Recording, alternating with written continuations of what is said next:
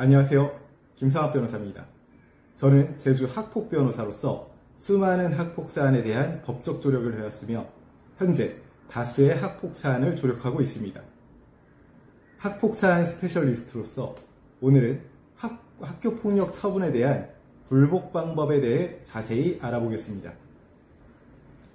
학교폭력 사건이 발생하면 학교폭력대책심의위원회에서 가해 학생에 대한 조치를 결정합니다.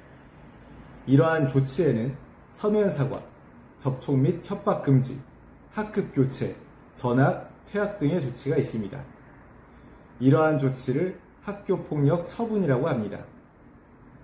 심의위원회의 결정이 항상 정확하고 공정한 것은 아닙니다.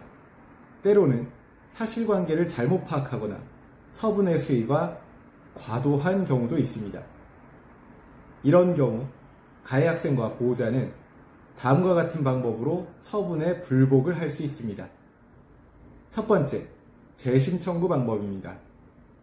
학교폭력 처분에 불복하려면 우선 재심을 청구해야만 합니다.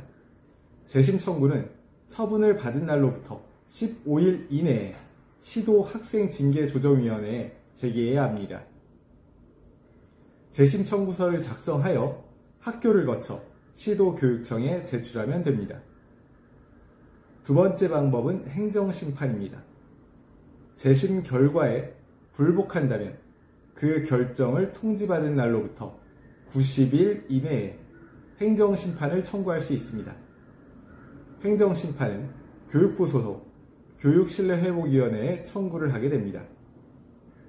세 번째는 행정소송의 방법입니다.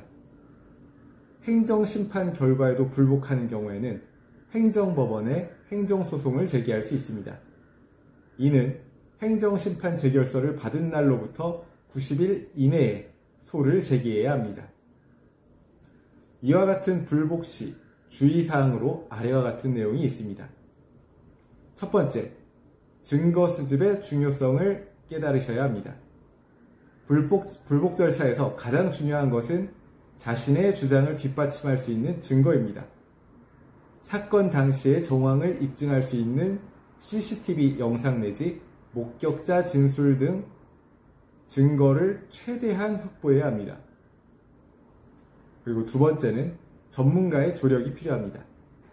학교폭력 사건은 복잡한 법적 절차가 수반되기 때문에 전문가의 도움을 받는 것이 좋습니다. 법률 전문가의 조력을 받으면 보다 효과적으로 불복 절차를 진행할 수 있습니다. 세 번째 주의사항은 시간을 제한하는 것입니다. 각 단계별로 불복 신청 기한이 정해져 있으므로 이를 반드시 준수해야 합니다. 기한을 놓치면 더 이상 불복할 수 없게 되므로 주의가 필요합니다. 마지막으로 학교생활기록부 기재 관련 주의사항이 있습니다. 학교폭력 처분을 받게 된다면 학교생활기록부에 그 내용이 기재됩니다.